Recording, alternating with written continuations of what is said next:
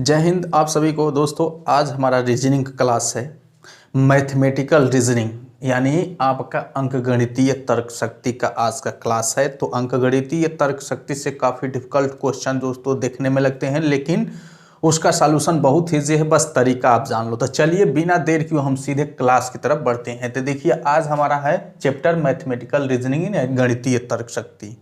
इसका दोस्तों है आप थोड़ा सा डिफिनेशन जान लीजिए और इसका थोड़ा सा बारे में जान लीजिए कि कहाँ से जो है किस टाइप के प्रश्न आते हैं। तो ये इसका डिफिनेशन है, गणितीय तर्क शक्ति के अंतर्गत पूछे जाने वाले प्रश्न सामान्यतः गणितीय नियमों और आयु पर आधारित होते हैं। ठीक, इस प्रकार के प्रश्नों को हल करने के लिए गणितीय योग्यता के साथ साथ तार्किक क्षमता एवं व्यवहारिक ज्ञान की भी आवश्यकता पड़ती है।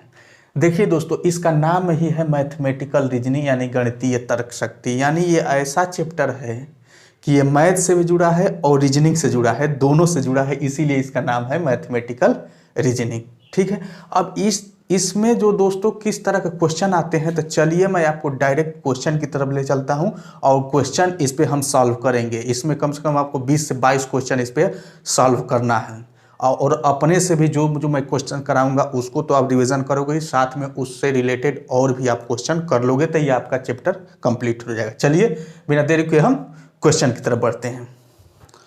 तो इसमें हमारा पहला क्वेश्चन है दोस्तों, जैसा कि आप देख पा रहे हैं, देखिए यूपी पुलिस कांस्टेबल 2013 में भी ये प्रश्न पूछ चुका है।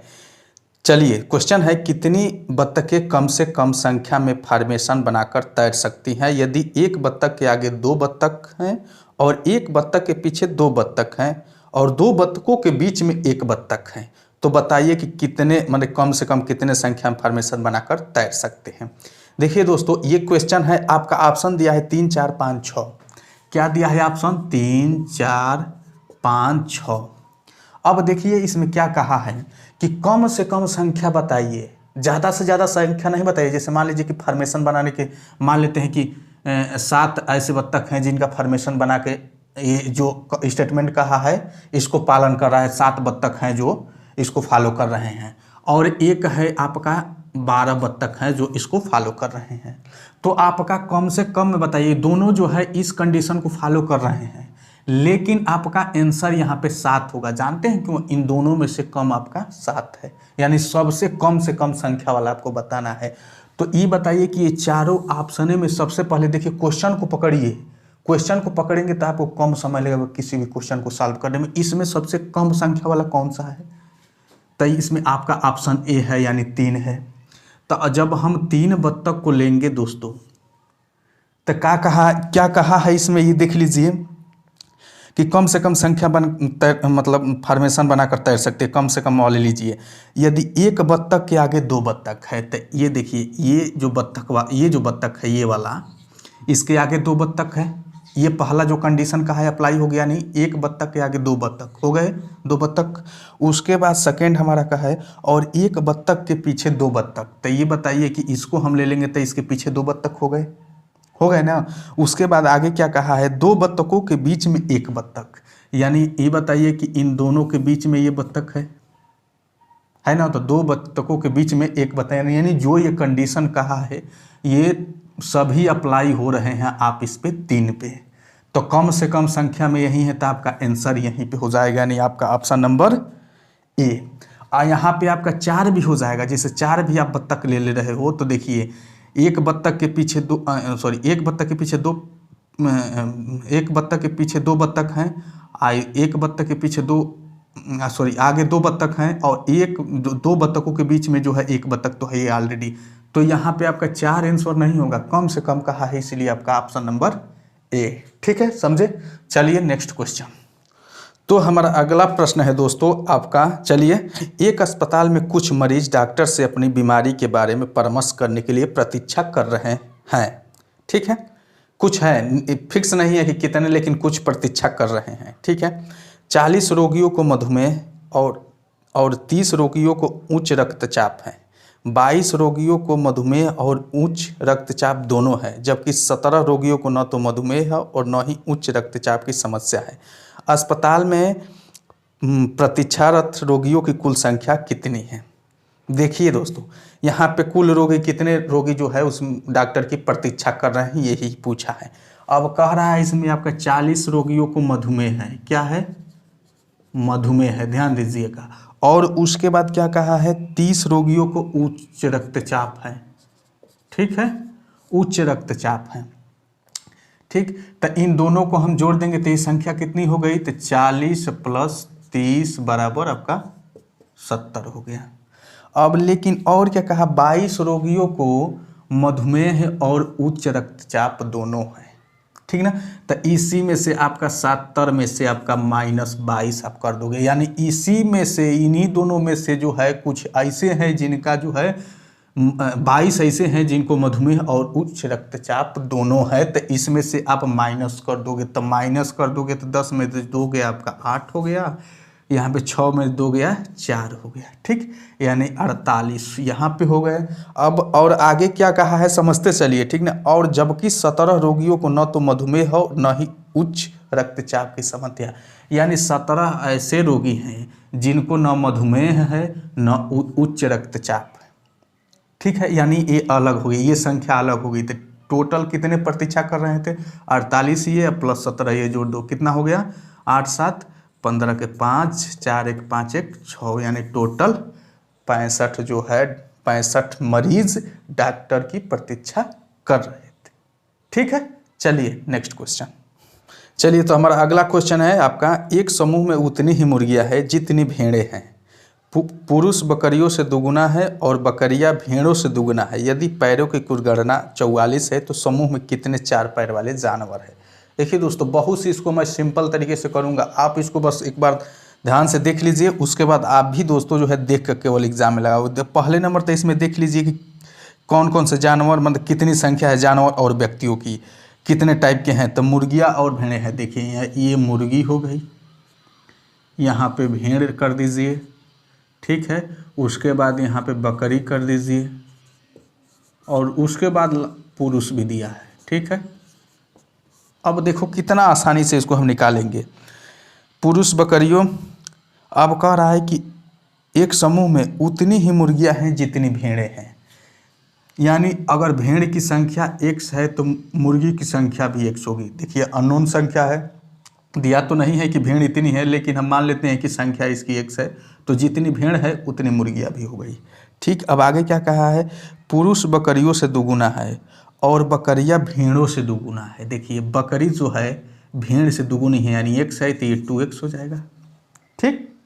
उसके बाद जो है आपका कहा है इसमें पुरुष बकरियों से दुगुना है, यानी पुरुष की संख्या बकरी से दुगुना है, तो 2x हो गया, तो ये 4x हो गया, ठीक। अब कह रहा है कि यदि पैरों की कुल गणना 44, यानी देखिए जितने भी भेड़ बकरी मुर्गी पुरुष हैं इन सब के पैरों को जोड़ देंगे तो 44, कह रहा है कि 44 है। तो इसमें पूछा है तो समूह में कितने 4 पैर वाले जानवर हैं।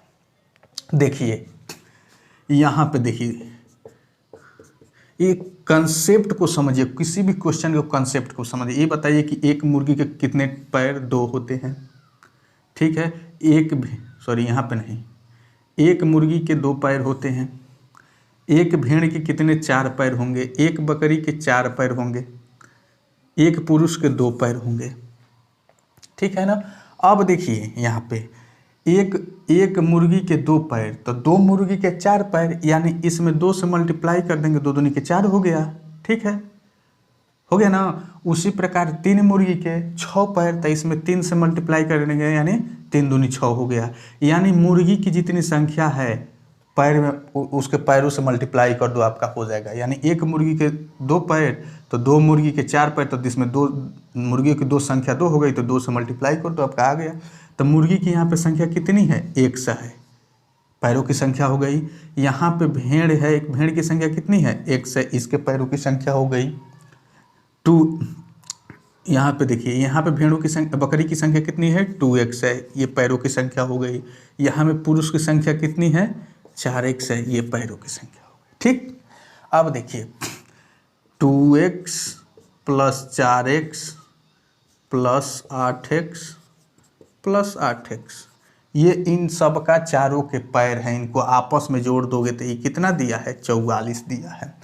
कितना हो गया 8 8 16 4 20 2 22 x इक्वल टू 44। तो x इक्वल टू कितना हो जाएगा 2 हो गया, 22 दूनी 44 से नहीं हो जाएगा, x हो गया। अब कह रहा है कि 4 पैर वाले जानवर कितने हैं, तो ये बताइए कि भेड़ जो है 4 पैर वाला है और बकरी जो है 4 पैर वाला है, बाकी 4 पैर वाला नहीं है। तो इनकी संख्या कितनी है, तो x बराबर 2 आया है, यानी भेड़ की संख्या यहाँ पे 2 है, बकरी की संख्या यहाँ पे 2 रखेंगे, 2 दूनी के 4 हो गया, यानी 4 + 2 इक्वल टू 6। 4 पैर वाले जानवरों की संख्या कितनी है 6 है, आपका ऑप्शन नंबर सी। ठीक है, चलिए नेक्स्ट क्वेश्चन। हाँ, तो हमारा अगला प्रश्न है दोस्तों आपका, कितने समय में एक बंदर 60 फीट लंबे पेड़ के शीर्ष पर पहुंच जाएगा यदि वह 1 सेकंड में 3 फीट उछलता है और तुरंत 2 फीट फिसल जाता है। यानी देखिए, है बहुत मज़ेदार क्वेश्चन, लेकिन थोड़ी सी सावधानी से दोस्तों जो है ये आपका फंस सकता है क्वेश्चन। 60 फीट एक पेड़ है, इसके शीर्ष पे उसको चढ़ना है, एक बंदर है, ठीक है, उसको इस पे चढ़ना है, ये 60 फीट है। अब क्वेश्चन क्या कह रहा है कि एक बंदर 60 फीट लंबे शीर्ष पर पहुंच जाएगा यदि वह 1 सेकंड में 3 फीट उछलता है। यानी देखिए 1 सेकंड में कितना 3 फीट उछलता है, ठीक है, 3 फीट उछलता है, लेकिन वो तुरंत 2 फीट जो है उसी समय फिसल जाता है। यानी जैसे उसका पैर 3 फीट पे जाता है ऊंचाई पे, तुरंत उस समय फिसल जाता है, टाइम मिल गया, तुरंत आता है उसी समय में। यानी आपका जो है 1 सेकंड में ये 3 फीट तो उछला, लेकिन तुरंत आ गया वापस, तो इसमें से 2 घटा देंगे तो यानी 1 फीट गया, 1 सेकंड में 1 फीट। अब सुनिए, जब 1 सेकंड में 1 फीट हो गया तो ये कहोगे कि ये तो 60 फीट है, यानी 1 सेकंड में 1 फीट, तो 60 फीट जो है कितने सेकंड में 60 सेकंड में भाई, 1 फीट 1 सेकंड में, तो 60 फीट 60 सेकंड में। तुरंत कर दो, इसमें ऑप्शन दिया है आपका, पहले पे ऑप्शन बैठा है 60 सेकंड, जो कि आपका सरासर वो गलत है। देखिए 1 सेकंड में 1 फीट गया, तो ये 57 सेकंड में 57 फीट जाएगा ना। अब देखिए दोस्तों 57 फीट ये चला गया, अब जैसे ही 58वां सेकंड में एंट्री करेगा, 58 सेकंड में जैसे एंट्री करेगा तो मान लीजिए कि 57 तो पहले से चला गया है, अब +3 जो है 58वां सेकंड में 3 चढ़ेगा, तो ये 60 हो जाएगा। अब देखिए अब यहाँ पे 60 यहाँ पे पहुँच गए है शिखर पर, अब पहुँचने के बाद तुरंत फिसल गया 2 नीचे, तो आप यहाँ पे कहेंगे कि जो है 2 फीट कम आ गया, यानी 58 फीट हुआ। लेकिन ये बताइए कि वो सही बात है कि वो फिसल गया, लेकिन ये बताइए कि 58वां सेकंड में वो 3 फीट उछल के तो यहाँ पे चला तो गया था, यानी शीर्ष पे वो चढ़ गया तो बड़क्यू फिसल गया, लेकिन उस शीर्ष पे 58वें सेकंड में ही पहुँच गया था। उसके बाद वो फिसल के नीचे ही क्यों ना जाए, उससे क्या मतलब, पहुँच तो गया यहाँ पे। इसीलिए आपका जो है 58 सेकेंड में वो 60 फीट चढ़ जाएगा। ठीक है, आपका ऑप्शन नंबर कौन सा, सी। ठीक है, चलिए नेक्स्ट क्वेश्चन। हाँ, तो हमारा अगला क्वेश्चन है आपका, एक कॉलेज में पूरे शिक्षण स्टाफ का औसत वेतन 2000 प्रतिदिन है। पुरुष शिक्षकों का औसत वेतन जो है 2500 है और महिला शिक्षकों का औसत वेतन 1200 है। यदि पुरुष शिक्षकों की संख्या 16 है तो कॉलेज में महिला शिक्षकों की संख्या ज्ञात कीजिए। अच्छा, देखिए, तो ये आप क्वेश्चन देख रहे हैं तो आपको नहीं लग रहा है कि ये मैथ का भी क्वेश्चन है, तो इसीलिए इसका मैथमेटिकल रीजनिंग है, ये मैथ और रीजनिंग दोनों में आता है, तो इससे आपको मैथ भी आपका क्वेश्चन आता है, उसमें भी आपका एक क्वेश्चन बनेगा। ठीक है, देखिए अभी जो ये क्वेश्चन है इसको हम कैसे सॉल्व करेंगे। ये क्वेश्चन आएगा दोस्तों, जब भी आएगा इस तरह का तो आपको ठीक ऐसे ही सॉल्व करेंगे, जिसमें 2 पार्ट दिया हो और उन दोनों पार्ट का बीच का जब औसत दिया हो, जैसे इसमें कहा है कि आपका पुरुष का अलग औसत वेतन इतना है, महिला का औसत वेतन इतना है, और सभी का जो है कंबाइंड औसत वेतन इतना है, यानी 2 पार्ट अलग करके या फिर उनका तीसरा पार्ट दिया हो, तो जो मैं कह रहा हूँ, जो मैं तरीका बता रहा हूँ, आपको उस पर सॉल्व करना है। देखिए, कॉलेज में पूरे शिक्षण स्टाफ का औसत वेतन 2000 है, पूरे शिक्षण का हो औसत वेतन पूरे शिक्षण स्टाफ का जो है औसत वेतन 2000 प्रतिदिन है। यदि पुरुष का औसत वेतन 2500 है, देखिए पुरुष का, ये पुरुष का, ठीक है, 2500 है, और महिला शिक्षकों का औसत वेतन 1200 है। 1200 हो गया। ठीक है, ये महिला का हो गया। तो देखिए जब भी दो पार्ट दिया हो, दो पार्ट का इन दोनों ये जो है इन दोनों का कंबाइंड है, कंबाइंड रूप है। ठीक है, आइए इसका पर्टिकुलर अलग है, इसका पर्टिकुलर अलग है। जब भी इस तरह का 3 फॉर्मेट दिया हो, चाहे कुछ भी कहा हो, ये नहीं कि वहाँ पे कार्य को लेकर चाहे कुछ भी संख्या को लेकर जो भी दिया है, जब ये 3 फॉर्मेट दिया है तो आपको यही फॉर्मेट अपनाना है। देखिए ये पुरुष हो गया, इसमें से इसको हटा के यहाँ पे रख दो, यानी दोनों में से दोनों का डिफरेंट कितना हो जाएगा 500, दोनों का डिफरेंट 500, इन दोनों का डिफरेंट यहाँ पे लिख दो, कितना हो जाएगा 800, यानी इन दोनों का डिफरेंट यहाँ पे, सीधा सीधा इन दोनों का डिफरेंट यहाँ पे। ये दोनों ये अनुपात हो गया, ये आपस में अनुपात हो गया, यानी 800 अनुपाते 500 हो गया। तो ये कितना हो जाएगा 8 अनुपाते 5 हो गया। अब देखिए ये जो संख्या आई है ये बाएं है, तो बाएं पुरुष है तो ये पुरुष के लिए है। ये देखिए ये जो संख्या है दाहिने है, तो दाहिने महिला है, तो महिला यानी जिधर जो है उसके लिए वो संख्या हो जाएगी। ठीक है, और इधर महिला है तो महिला के लिए इधर, और पुरुष उधर है तो पुरुष उधर वाली संख्या। ठीक है, अब देखिए इसमें क्या कहा है कि यदि पुरुष शिक्षकों की संख्या 16 है, देखिए पुरुष शिक्षकों की संख्या 16 है, तो ये बताइए कि पुरुष का यही तो अंक है, तो 8 बराबर यहाँ पे 16 हो जाएगा। तो 1 बराबर 16 बटा में 8 हो जाएगा। तो महिला शिक्षक की संख्या पूछ रहा है, तो 1 बराबर इतना, तो 5 इक्वल टू दोस्तों 16 बटा में 8 गुणे 5, यानी 8 दूनी 16, 5 दूनी 10, यानी महिला शिक्षकों की संख्या कितनी है आपका 10, यानी ऑप्शन नंबर डी। ठीक है, चलिए नेक्स्ट क्वेश्चन।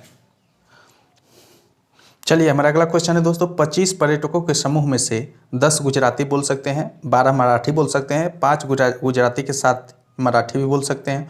उन लोगों की संख्या ज्ञात करें जो न तो गुजराती और न ही मराठी बोल सकते हैं। देखिए बहुत सिंपल है, देखिए 25 पर्यटक हैं, 25 इसमें हैं। ठीक है, 25 में से आपका दिया है 25 में से आपका 10 गुजराती बोल सकते हैं। ठीक है, और 12 यहाँ पे आपका मराठी बोल सकते हैं। तो इन दोनों को जोड़ देंगे तो कितना हो जाएगा 22 हो गया। अब आगे क्या कहा है कि 5 गुजराती के साथ मराठी भी बोल सकते हैं, यानी 5 ऐसे व्यक्ति हैं जो मराठी के साथ साथ गुजराती भी बोल रहे हैं। तो इन्हीं दोनों में से है 5 ऐसे हैं जो गुजराती और मराठी बोल रहे हैं, तब -5 कर देंगे तो आपका कितना हो जाएगा 17 5 22, यानी 17 आ जाएगा। अब कह रहा है कि आगे पूछ रहा है कि उन लोगों की संख्या ज्ञात करो जो न तो गुजराती और न ही मराठी बोल सकते हैं। तो देखो टोटल संख्या 25 है, तो अब यहाँ पे आपका 25 में से -17 कर दोगे तो कितना हो जाएगा 5 3 8, यानी 8 ऐसे हैं जो न तो मराठी बोल सकते हैं न गुजराती, कुछ नहीं बोल सकते हैं, यानी उनकी संख्या कितनी है 8 है। आपका ऑप्शन नंबर सी। चलिए अगले क्वेश्चन की तरफ बढ़ते हैं। चलिए हमारा अगला क्वेश्चन है, 38 छात्रों की कक्षा में 18 छात्र क्रिकेट पसंद करते हैं, 20 छात्र फुटबॉल पसंद करते हैं और 15 चेस पसंद करते हैं। 8 छात्र क्रिकेट और चेस दोनों पसंद करते हैं और उनमें से 3 फुटबॉल भी पसंद करते हैं।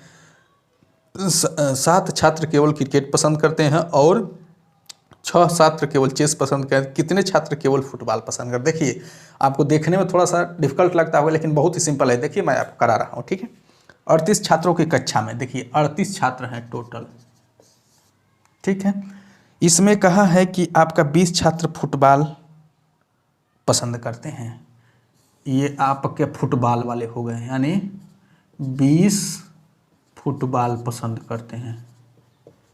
ठीक है, फिर 20 फुटबॉल पसंद करते हैं और 15 आपका 20 फुटबॉल पसंद करते हैं, 18 छात्र क्रिकेट पसंद करते हैं। देखिए इसमें से आपका 18, अब मैं ऐसे क्यों लिख रहा हूँ अभी बता दूंगा। 18 छात्र क्रिकेट पसंद करते हैं, ठीक, और 15 चेस पसंद करते हैं।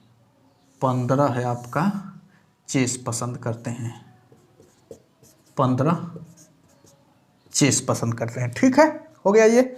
अब आगे देखिए दोस्तों, क्या 8 छात्र क्रिकेट और चेस दोनों पसंद करते हैं। देखिए क्रिकेट और चेस ये दोनों है, देखिए क्रिकेट और चेस 8 ऐसे हैं कि क्रिकेट और चेस दोनों पसंद करते हैं। लेकिन आगे क्या कहा है कि पसंद करते हैं और उनमें से 3 फुटबॉल भी पसंद करते हैं। यानी इसी 8 में से 3 ऐसे हैं कि फुटबॉल भी, ये 8 तो क्रिकेट और चेस पसंद करते ही हैं, इसमें से 3 ऐसे हैं कि फुटबॉल भी पसंद करते हैं। यानी तो यहाँ पे आपका देखिए ये जो है आपका क्रिकेट और ही चेस वाला हो गया, 5 पसंद करते हैं और 3 आपका इसमें से ऐसे चला जाएगा फुटबॉल। देखिए 3 जो है फुटबॉल, क्रिकेट और चेस आ गया, तीनों में पसंद करते हैं। 5 हो गया, 5 3 8 हो गया। ठीक, अब चलिए नेक्स्ट पॉइंट देखते हैं। और उनमें से 3 फुटबॉल भी पसंद करते हैं। 7 छात्र केवल क्रिकेट पसंद करते हैं। देखिए 7 छात्र केवल क्रिकेट पसंद करते हैं। ये पोर्शन जो है फ्री है कि 7 छात्र केवल क्रिकेट पसंद करते हैं, हो गया। अब आगे, और 6 छात्र केवल चेस पसंद करते हैं। यानी ये फ्री है, 6 छात्र जो है केवल चेस पसंद करते हैं। तो कितने छात्र केवल फुटबॉल पसंद करते हैं, इसमें वाला पूछ रहा है। ठीक, अब देखिए ये बताइए कि ये जो क्रिकेट वाली संख्या ये टोटल 18 है। तो अब देखिए 5 3 8, 8 7 15, 15 हो गया। अब 15 3 18 हो गया, ठीक ना। 5 3 8, 8 7 15, 15 3 3 यहाँ पे कर देंगे तो 18 हो गया। ये टोटल 18 हो गया, 18 क्रिकेट के लिए दिया था। अब यहाँ पे देखिए 5 3 8, 8 6 14, 14 यहाँ पे लिख देंगे 1, तो 15 हो गया। ठीक, अब देखिए फुटबॉल की संख्या 20 है, तो 3 3 6 1 7 हो गया, यानी 13। यानी सीधा आंसर कर सकते हैं कि कितने छात्र केवल फुटबॉल पसंद करते हैं, तो आपका 13 है। आपका ऑप्शन नंबर कौन सा हो जाएगा, बी। बट अब सुनिए, ये तो आंसर हो गया, बी हो गया। लेकिन यहीं पे दोस्तों अगर कह देगा कि कितने छात्र फुटबॉल और क्रिकेट पसंद करते हैं, कितने छात्र केवल फुटबॉल और क्रिकेट दोनों पसंद करते, देखिए 3 हो गया। उसके बाद पूछेगा कितने छात्र केवल फुटबॉल और चेस पसंद करते हैं, तो 1 हो जाएगा ये, ठीक है। और पूछेगा कितने छात्र जो है तीनों पसंद करते हैं, तो यहाँ पे ये 3 संख्या जो है, 3 फुटबॉल, क्रिकेट और चेस तीनों पसंद करते हैं। तो इस तरह से तमाम तरह का क्वेश्चन यहाँ पूछ सकता है। तो ये जो फिगर बन गया आप कुछ भी बता सकते हो, ठीक है। यहाँ पे केवल कितने यहाँ पे फुटबॉल ही हो ही गया। उसके बाद जो है इनकी संख्या भी बता सकते हो, मैंने कुछ भी पूछेगा तो आप बता सकते हो। कितने जो है क्रिकेट और चेस पसंद करते हैं, तो 5 पसंद करते हैं, ठीक है, समझ गए। चलिए अगले क्वेश्चन की तरफ बढ़ते हैं। देखिए हमारा अगला क्वेश्चन भी ठीक इसी फॉर्मेट में है जो मैं अभी बताया हूँ। देखिए इसको भी कर लेते हैं ताकि आपका थोड़ा सा भी अगर डाउट भी रहेगा तो क्लियर। एक संगीत कक्षा में 12 छात्र बांसुरी बजा सकते हैं, 11 गिटार बजा सकते हैं और 10 वायलिन बजा सकते हैं। 6 छात्र बांसुरी के साथ गिटार भी बजा सकते हैं और उनमें से 3 छात्र वायलिन भी बजा सकते हैं। 3 छात्र केवल गिटार और 4 छात्र केवल वायलिन बजा सकते हैं। तो कितने छात्र केवल बांसुरी बजा सकते हैं, ठीक है। देखिए एक संगीत कक्षा में, यहाँ पे ध्यान दीजिए, एक संगीत कक्षा में क्या कहा है, 12 छात्र बांसुरी बजा सकते हैं। देखिए 12 छात्र बांसुरी वाले हो गए, ठीक है। अब आगे कहा है कि 11 गिटार बजा सकते हैं। देखिए 11 आपका ये 11 गिटार बजा सकते हैं, ठीक। उसके बाद आपका 10 वायलिन बजा सकते हैं। आपका 10 वायलिन बजा सकते हैं, ठीक। अब आगे 6-7 छात्र बांसुरी के साथ गिटार भी बजा सकते हैं। देखिए बांसुरी के साथ गिटार भी बजा सकते हैं, ये वाला पोर्शन हो गया। 6 छात्र ऐसे हैं कि बांसुरी के साथ गिटार भी बजा सकते हैं, लेकिन उनमें से 3 छात्र वायलिन भी बजा सकते हैं। यानी उसी 6 में से तो 3 छात्र यहाँ पे हो जाएगा, ये वाला पोर्शन जो सब में है 3 छात्र वायलिन बजा सकते हैं। तो बचे 3, तो 3 आपका ये बांसुरी और गिटार, यानी 3 3 6 में से 3 आपका तीनों बजा सकते हैं। अब 3 जो है बांसुरी और गिटार बजा सकते हैं, हो गए। अब उनमें से 3 छात्र वायलिन भी बजा सकते हैं, ठीक है। 3 छात्र केवल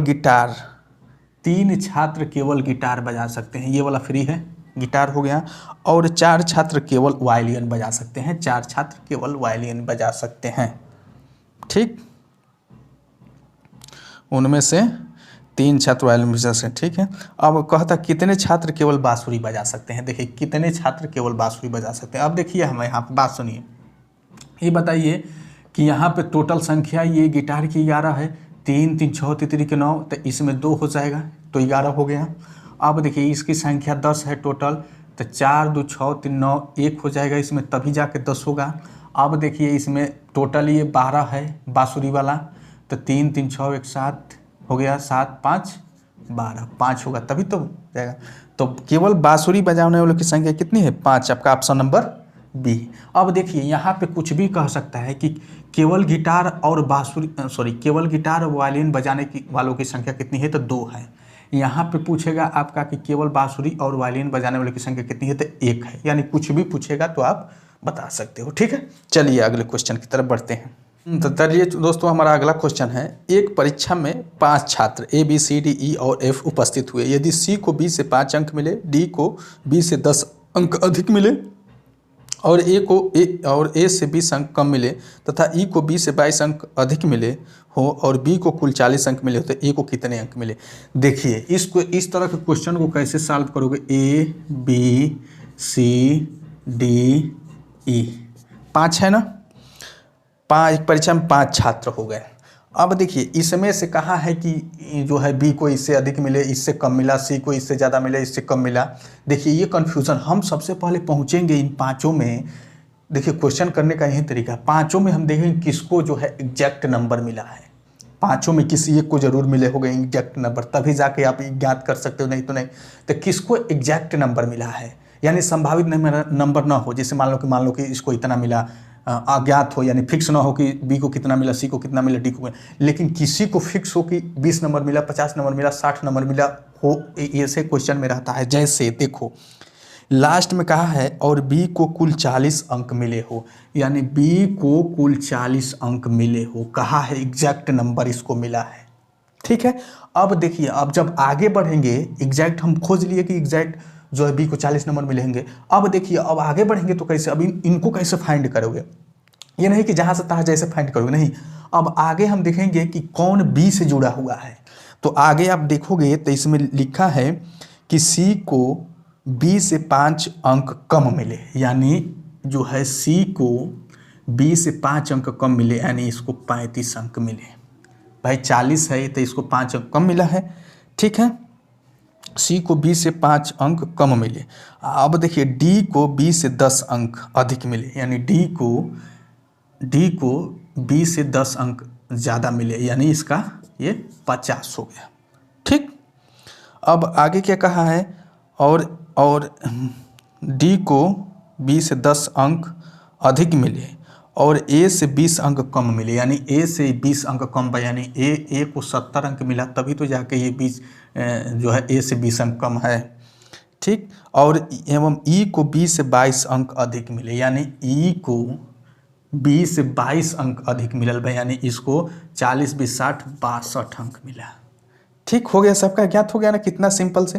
तो ए को कितने अंक मिले थे? ए को 70 अंक मिले, हो गया ना, बहुत ईजी से। तो इसीलिए कह रहा हूँ कि तरीका बस जानो कि क्वेश्चन सॉल्व कैसे होते हैं, उसको पकड़ते कैसे हैं। जैसे ना हम डॉक्टर के यहाँ जाते तो नस पकड़ लेता है, नस पकड़ के बता देता है कि यार हाँ इसको तुम्हारे को ये बीमारी है।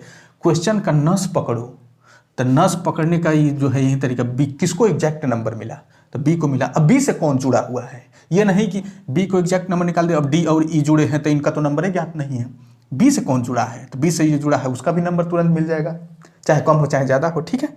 चलो हो गया। चलिए इसी पे देखिए हमारा अगला क्वेश्चन भी आप देख लो, ठीक है।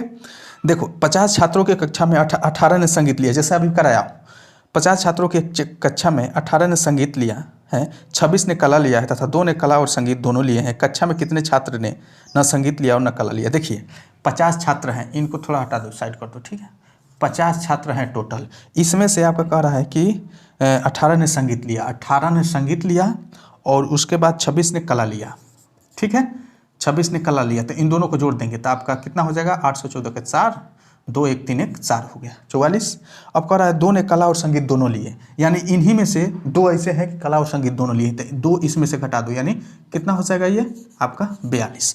अब कह रहा है कि कक्षा में कितने छात्रों ने संगीत और न कला लिया, मैंने न संगीत लिया न कला लिया। तो देखिए संख्या कितनी है? 50 है, 50 में से -42 को घटा दो, कितने? 8 ऐसे हैं जो न संगीत लिए न कला लिए, ठीक है, यानी आपका ऑप्शन नंबर बी, ठीक है। चलिए तो दोस्तों ये रहा आज का हमारा क्लास, और चलिए आपको अब मिलेंगे आपको नेक्स्ट क्लास में, और इस पे आपको क्वेश्चन प्रैक्टिस करना है 10 से 20, 10 नहीं 20 प्रश्न आपको प्रैक्टिस करना है। तो आपका जो है दोस्तों ये चैप्टर क्लियर हो जाएगा, और इसमें भी फिर भी कुछ कमियां रहती है तो मैं आपको अगले वीडियो में आपको क्लास ले लूँगा। ठीक है, चलिए मिलते हैं अगले क्लास में, तब तक के लिए जय।